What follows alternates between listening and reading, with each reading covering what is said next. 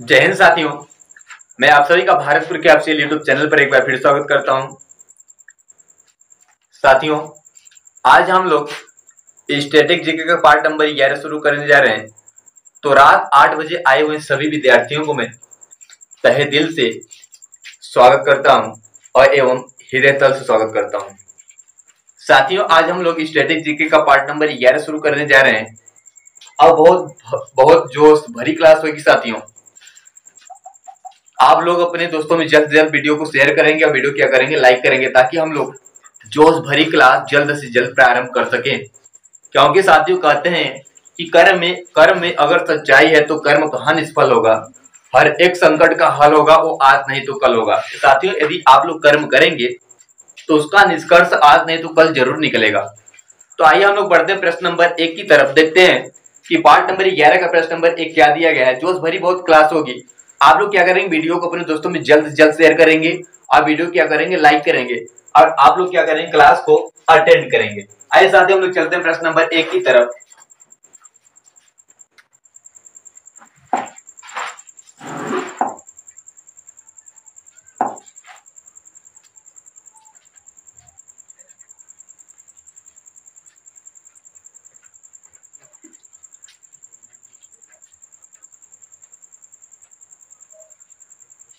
साथियों, प्रश्न नंबर 1 दिया गया है। सभी लोग प्रश्न नंबर 1 का आंसर करेंगे कि डबल सल्फाइटेशन भारत में डैश डैश डैश के शोधन के लिए सबसे अधिक इस्तेमाल की जाने वाली विधि है। सभी साथी बताएंगे कि प्रश्न नंबर 1 का सही आंसर क्या होगा। सभी साथियों का आंसर आना चाहिए और सभी साथी बताएंगे कि प्रश्न नंबर 1 का सही आंसर क्या होगा। सभी साथी बताएंगे, सभी साथियों का एक साथ आंसर आना चाहिए प्रश्न नंबर 1 का। पर आपका दिया गया कच्चा तेल, बी आपका दिया खाना पकाने का तेल, सी आपका दिया गया चीनी और डी आपका दिया गया कोयला। सभी साथी बताएंगे कि प्रश्न नंबर 1 का सही आंसर क्या होगा।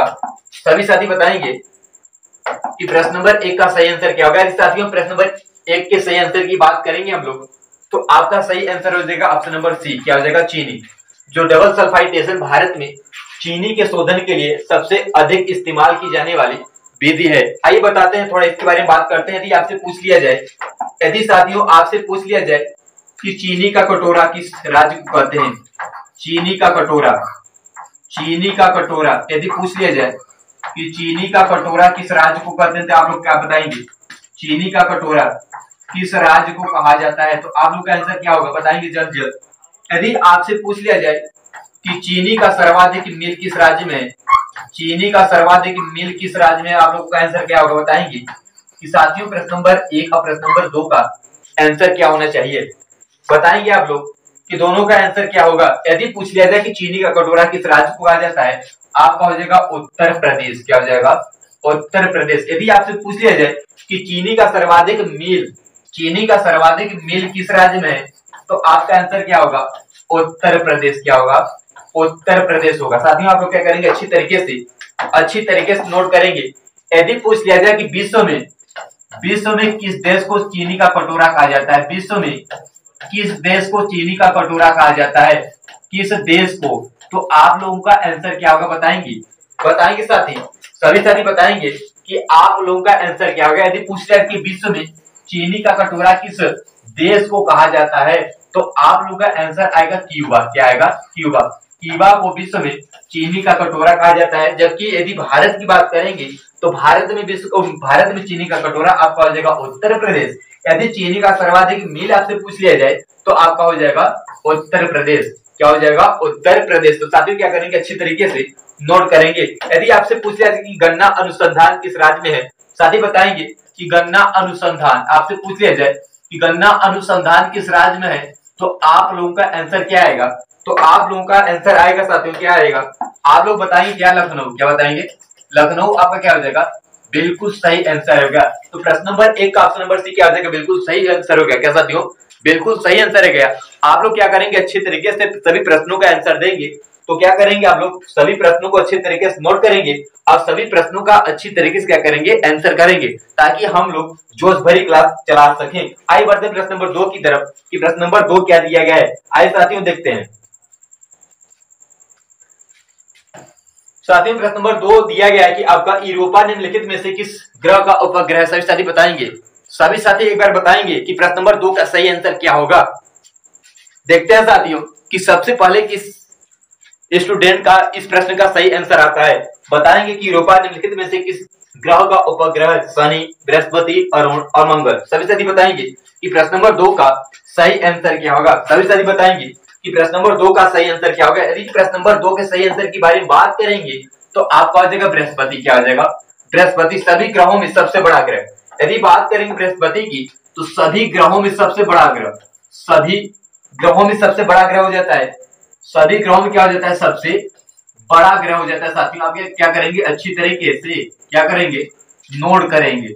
सबसे बड़ा ग्रह क्या हो जाता है? सबसे बड़ा ग्रह हो जाता है। अच्छी तरीके से क्या करेंगे, नोट करेंगे। साथियों क्या करेंगे, अच्छी तरीके से नोट करेंगे। बात करेंगे इसके पास कुल उपग्रहों की संख्या कितनी। साथियों बात करेंगे उपग्रह की संख्या, बृहस्पति के पास कुल उपग्रह की संख्या कितनी है, तो आप लोग क्या बताएंगे? बृहस्पति के पास कुल उपग्रहों की संख्या आपका हो जाता है 79। क्या हो जाता है? 79। यदि हम आपसे पूछ लिए, यदि आपसे पूछ ले कि बृहस्पति का सबसे बड़ा उपग्रह कौन सा है, बृहस्पति का सबसे बड़ा उपग्रह, तो आप लोग का आंसर क्या होगा? आप लोग बताएंगे ज्ञानवीर। क्या हो जाएगा? ज्ञानवीर। ज्ञानवीर जो है साथियों, ज्ञानवीर जो है और बृहस्पति का सबसे बड़ा उपग्रह हो जाता है। तो साथियों हम क्या करेंगे, अच्छी तरीके से नोट करेंगे। बात करते हैं शनि के बारे में। यदि बात करते हैं शनि के बारे में तो शनि के कुल कितने उपग्रह हो जाते हैं। साथी बताएंगे कि शनि के कुल कितने उपग्रह हो जाते हैं। तो शनि के पास कुल 82 उपग्रह। कितने उपग्रह हैं?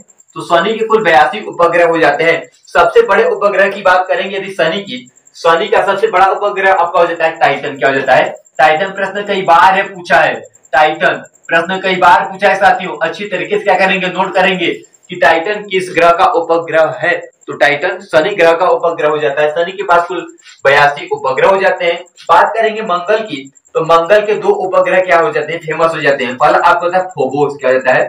फोबोस। कई बार यह प्रश्न पूछा भी गया है कि फोबोस और डीमोस, फोबोस और डीमोस, फोबोस और क्या हो जाते हैं, फोबोस और डीमोस किस ग्रह के उपग्रह हो जाते हैं। तो आप लोग बताएंगे मंगल के। इसके क्या कहते हैं, इसे लाल ग्रह भी कहते हैं। कई प्रश्न कई बार पूछा गया है, यह प्रश्न कई बार पूछा गया है कि लाल ग्रह किस ग्रह को कहा जाता है। तो लाल ग्रह मंगल ग्रह को कहा जाता है। क्यों कहा जाता है आपसे पूछ लिया जाए तो आयरन ऑक्साइड के कारण। किसके कारण? आयरन ऑक्साइड के कारण इसे क्या कहते हैं, लाल ग्रह कहते हैं। अच्छी तरीके से क्या करेंगे, सभी प्रश्नों को नोट करेंगे और अच्छी तरीके से क्या करेंगे, याद करेंगे। ऐसा तो बढ़ते हैं प्रश्न नंबर 3 की तरफ। क्या करेंगे, प्रश्न नंबर 3 की तरफ बढ़ते हैं। यदि साथियों आप लोगों को प्रश्न अच्छे लग रहे हो और प्रश्न के बारे में अच्छी जानकारी मिल रही है तो आप लोग क्या करेंगे, वीडियो को ज्यादा से ज्यादा अपने दोस्तों में शेयर करेंगे और वीडियो क्या करेंगे, लाइक करेंगे। बढ़ते हैं प्रश्न नंबर 3 की तरफ। बताएंगे प्रश्न नंबर 3 का सही आंसर क्या होगा। सभी साथी बताएंगे कि मोहिनीअट्टम नृत्य रूप का विकास निम्नलिखित में से मूलतः किस राज्य में हुआ। प्रश्न बहुत ही सरल है और प्रश्न का आंसर सभी साथियों का आना चाहिए।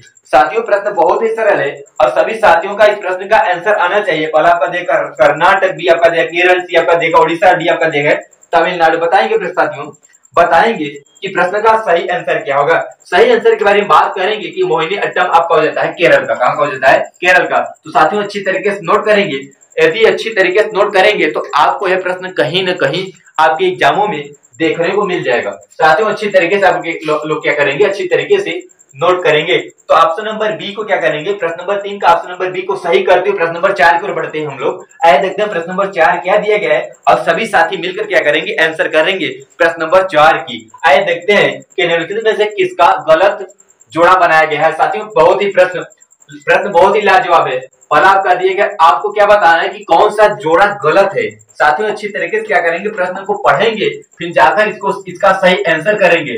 इसमें पूछा है कि कौन सा जोड़ा इसमें से गलत है। पहला आपका दें केरल करगम, गुजरात गरबा, उत्तर प्रदेश नौटंकी और पश्चिम बंगाल जटन। साथियों बताएंगे, यदि बताएंगे पहला आपका दें केरल, केरल के बारे में बात करेंगे आपको होता है करगम।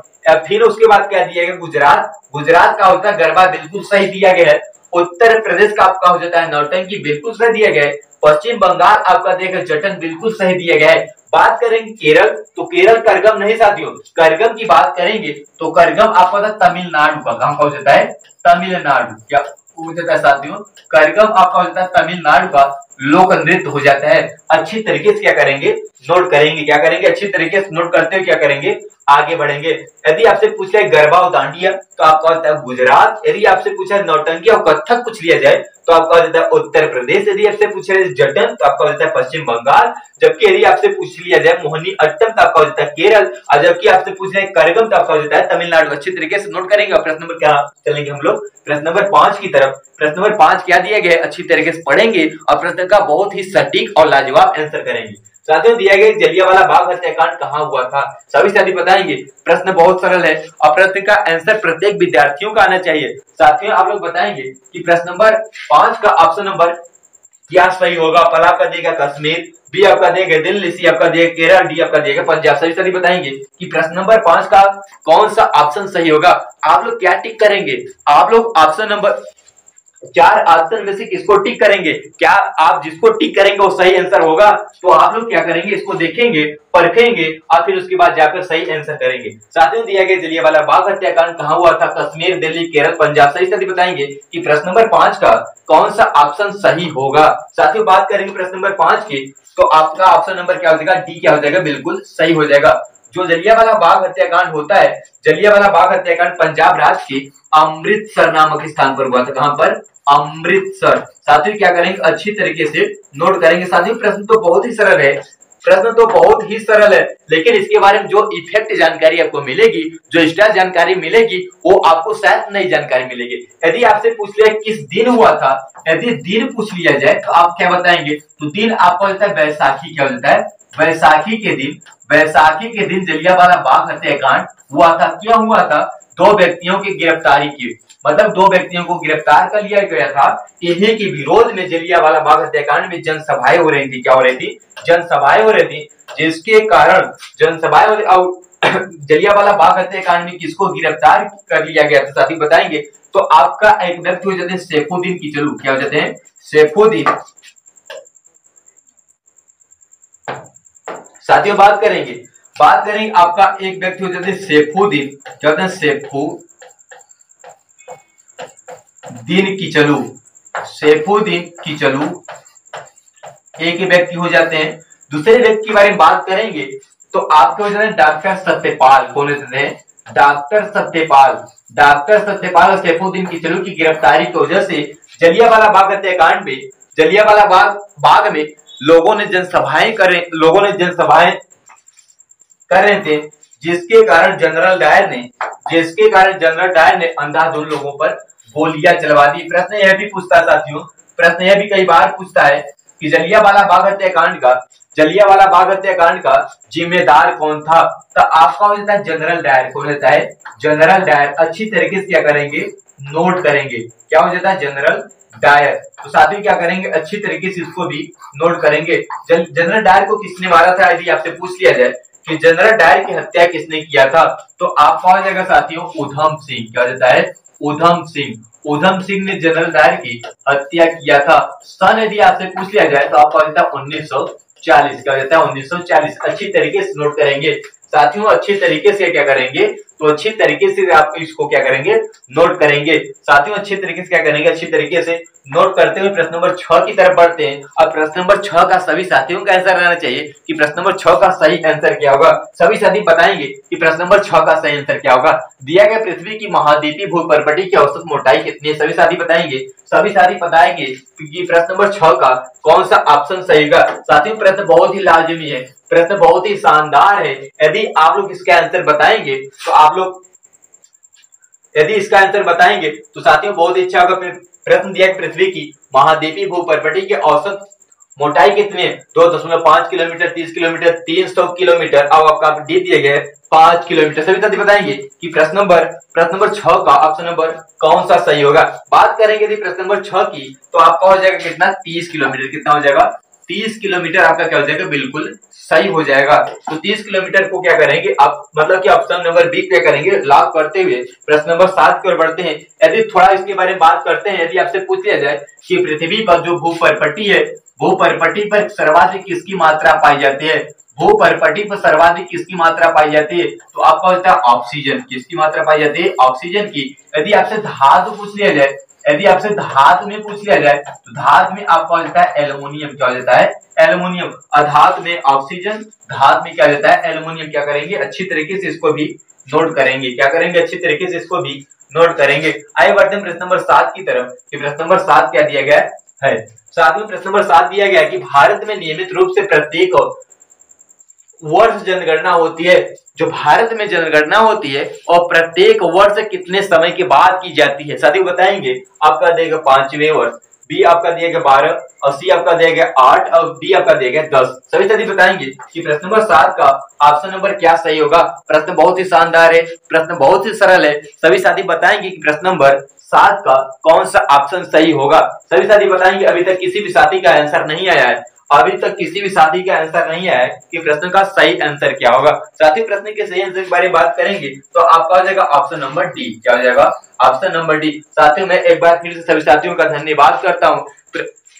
रात 8 बजे आए हुए सभी विद्यार्थियों का मैं हृदयतल स्वागत करता हूँ। साथियों बताएंगे प्रश्न नंबर 7 का सही आंसर क्या होगा। यदि बात करें प्रश्न नंबर 7 के सही आंसर की, आपका हो जाएगा 10।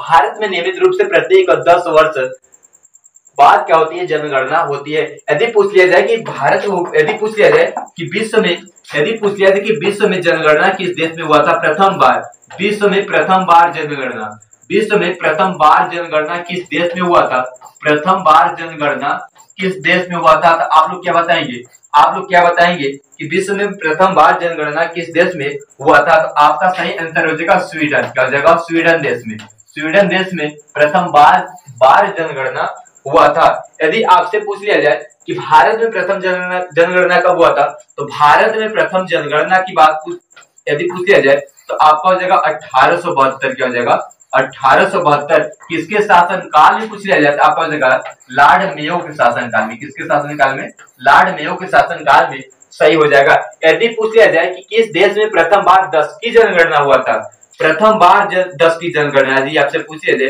प्रथम बार 10 की जनगणना यदि आपसे पूछ लिया जाए तो आप लोग क्या बताएंगे, प्रथम बार 10 की जनगणना यदि आपसे पूछ लिया जाए तो आप लोग का आंसर आना चाहिए क्या अमेरिका। क्या हो जाएगा अमेरिका।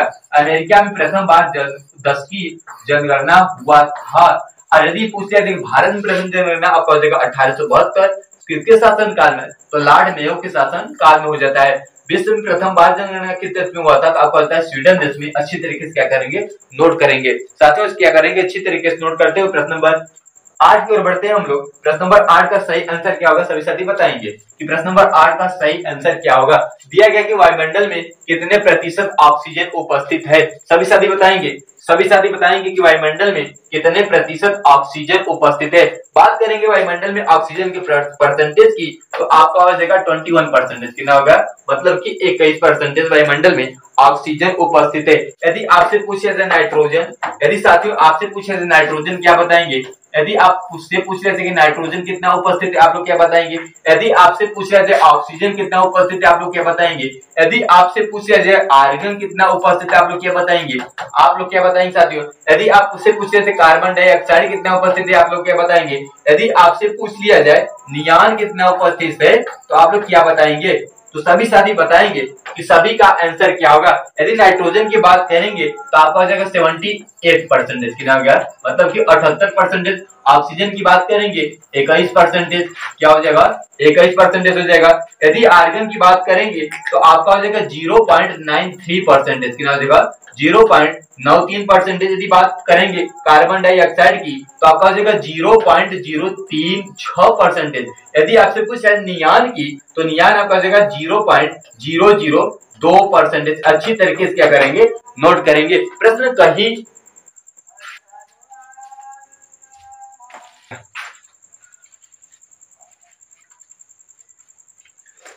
तो चलिए साथियों हम लोग चलते हैं प्रश्न नंबर 9 की तरफ। और प्रश्न नंबर 9 का प्रत्येक साथियों का आंसर आना चाहिए। बहुत ही जोश भरी क्लास है, आप लोग मतलब कि थोड़ा बहुत डिमोटिवेट नहीं होंगे।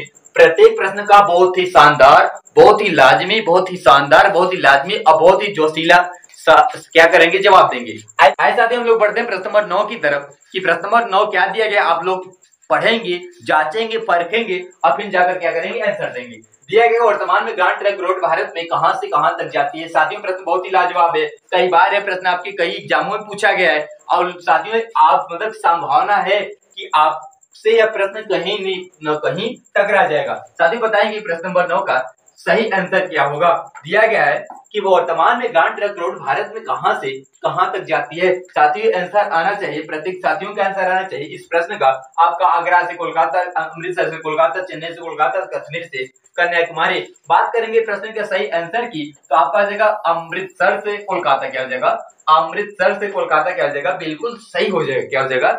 अमृतसर से कोलकाता क्या हो जाएगा? बिल्कुल सही हो जाएगा। आप क्या करेंगे अपने कॉपी में नोट द पॉइंट करेंगे। आइए बढ़ते प्रश्न नंबर 10 की तरफ कि प्रश्न नंबर 10 क्या दिया गया है और साथियों क्या करेंगे आंसर करेंगे। बताएंगे कि 2011 की जनगणना के अनुसार भारत में पुरुष साक्षरता दर कितनी थी। बताएंगे कि 2011 में जब जनगणना हुआ था तो उस समय पुरुष साक्षरता दर कितनी थी। साथियों बताएंगे आपका देख 84.14%, बी आपका 83.14%, सी आपका देख 82.14% और फिर उसके बाद दिए गए 81.14%। सभी बताएंगे कि प्रश्न नंबर 10 का ऑप्शन नंबर कौन सा सही होगा। साथियों आंसर बहुत ही लाजवाब, बहुत ही लाजमी और बहुत ही शानदार आना चाहिए। बात करेंगे प्रश्न के सही आंसर की तो आपका हो जाएगा 82.14%। क्या हो जाएगा?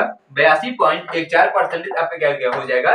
बिल्कुल सही हो जाएगा। क्या हो जाएगा? बिल्कुल सही हो जाएगा। यदि आपसे पूछ ले हम फीमेल, क्या पूछ ले कि फीमेल, यदि हम आपसे पूछ ले कि फीमेल साक्षरता दर कितनी थी और यदि आपसे हम पूछ ले कि भारत की कुल साक्षरता दर उस समय कितनी थी, आपसे पूछ ले कि भारत की साक्षरता दर उस समय कितनी थी तो आप आंसर क्या बताएंगे। यदि आप आंसर क्या बताएंगे तो आपका देगा 64 कितना हो जाएगा 4%। कितना हो जाएगा? 64.4%। अब जबकि पुरुष कितना थी तो पुरुष आपका हो जाता है 82.14%। अब भारत की उस समय कितनी थी तो अब भारत की उस समय कुल थी 64%। कितना थी? 64%। अच्छी तरीके से नोट करेंगे, अच्छी तरीके से नोट करेंगे। एसएससी जीडी की जो परीक्षाएं हुई थी उन परीक्षाओं में यह प्रश्न पूछा गया था तो आप लोग समझ सकते हैं कि इसकी अहमियत क्या होती है। तो साथियों बढ़ते हैं प्रश्न नंबर 11 की तरफ।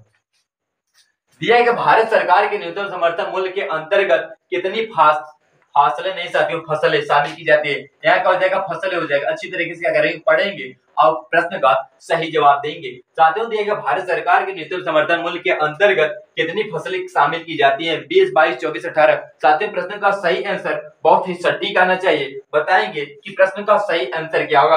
प्रश्न के सही आंसर के बारे में यदि बात करेंगे हम लोग तो आपका हो जाएगा कुल 22 फसलें। कितने आती हैं तो कुल 22 फसलें आती हैं। साथ ही बात करेंगे, यदि बात करेंगे एमएसपी, क्या बात करेंगे? एमएसपी की बात करेंगे।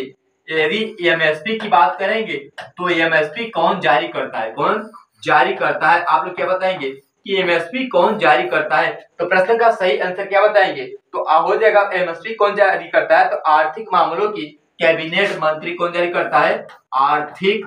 साथ ही क्या करेंगे? अच्छी तरीके से नोट करेंगे इसको। आर्थिक मामले की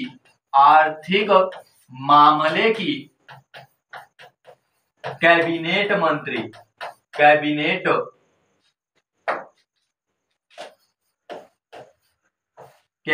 मंत्री हो जाएगा। क्या करेंगे? अच्छी तरीके से नोट करेंगे, अच्छी तरीके से नोट करेंगे, अच्छी तरीके से क्या करेंगे साथियों तो अच्छी तरीके से इसको क्या करेंगे? नोट करेंगे। गठन कब हुआ था यदि आपसे पूछ लिया जाए कि एमएसपी का गठन कब हुआ था तो गठन आपका हो जाता है 1965। क्या हो जाता है? 1965। इसको भी क्या करेंगे? अच्छी तरीके से नोट करते हुए प्रश्न नंबर 12 की ओर बढ़ेंगे। आज देखते हैं प्रश्न नंबर 12 क्या दिया गया है। दिया गया कि पाल वंश का पहला शासक कौन था। साथियों प्रश्न बहुत ही शानदार है और बहुत ही शानदार आप लोग क्या करेंगे? आंसर करेंगे कि पाल वंश का पहला शासक कौन था। बात करेंगे पाल वंश के पहले शासक की, बात करेंगे पाल वंश के पहले शासक की तो आप लोग क्या बताएंगे साथियों? आप लोग क्या बताएंगे कि प्रश्न का सही आंसर क्या होगा? देवपाल, रामपाल, गोपाल, महिपाल। क्या बताएंगे साथियों? प्रश्न नंबर 12 की सही आंसर क्या होगा आप लोग बताएंगे। तो जो पाल वंश का पहला शासक था साथियों, पाल वंश का पहला शासक कौन था तो पाल वंश का पहला शासक अब कौन था? गोपाल। कौन था?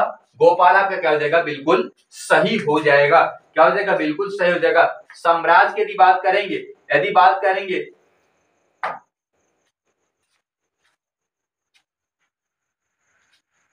जो पाल वंश का साम्राज्य क्षेत्र था जो पाल वंश का साम्राज्य क्षेत्र था ये कहां तक था। साथ ही बात करेंगे तो आपको पता है बंगाल क्षेत्र क्या देता है, बंगाल क्षेत्र क्या देता है, बंगाल क्षेत्र हो जाता है। अच्छी तरीके से क्या करेंगे इसको ध्यान में रखेंगे, अच्छी तरीके से करेंगे इसको ध्यान में रखेंगे। प्रतापी शासक कौन था, यदि आपसे पूछ लिया जाए प्रतापी शासक, क्या पूछ लिया जाए, प्रतापी शासक पूछ लिया जाए तो आपका क्या हो जाता है, धर्मपाल क्या हो जाता है, धर्मपाल। अच्छी तरीके से इसको क्या करेंगे नोट करेंगे, साथ ही इसको क्या करेंगे अच्छी तरीके से नोट करेंगे।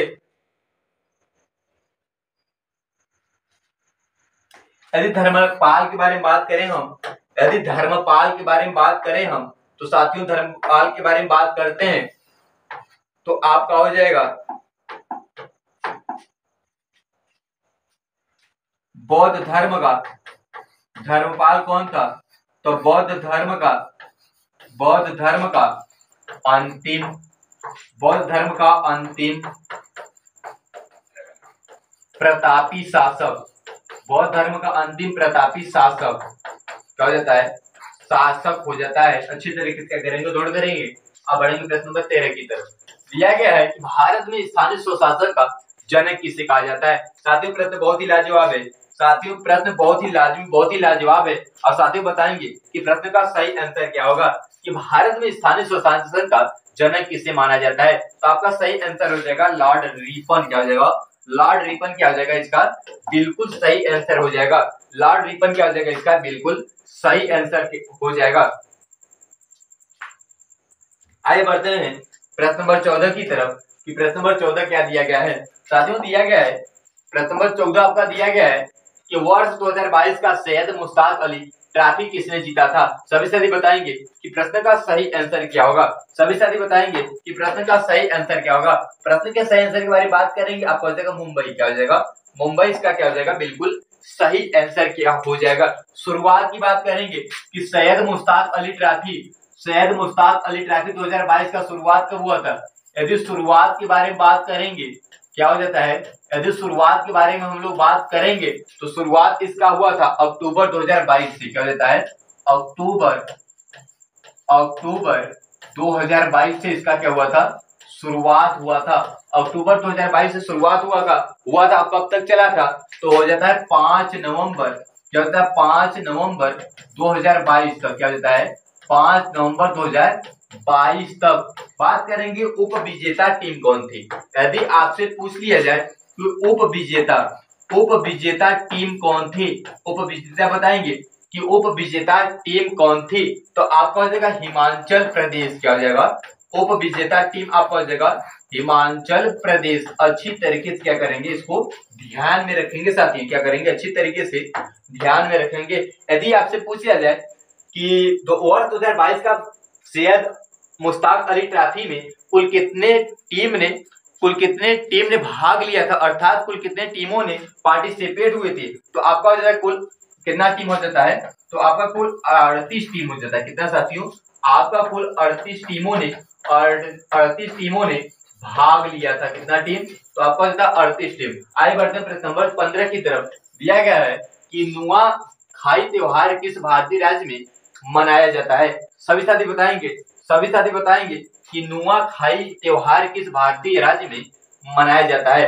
तो आपका सही आंसर हो जाएगा उड़ीसा, क्या हो जाएगा प्रश्न का सही आंसर क्या हो जाएगा, तो प्रश्न का सही आंसर क्या हो जाएगा बिल्कुल उड़ीसा, आपका क्या हो जाएगा बिल्कुल सही आंसर हो जाएगा। साथियों स्टैटिक जीके का पार्ट नंबर 11 यहीं पर समाप्त होता है। मिलते हैं आप सभी से आगे के नेक्स्ट वीडियो में। तब तक के लिए आप लोग क्या रहिए, स्वस्थ रहिए, मस्त रहिए और अपने सेहत क्या रखिए, ख्याल रखिए। मिलते हैं आप सभी से अगले नेक्स्ट वीडियो में, तब तक के लिए आप सभी को जय हिंद।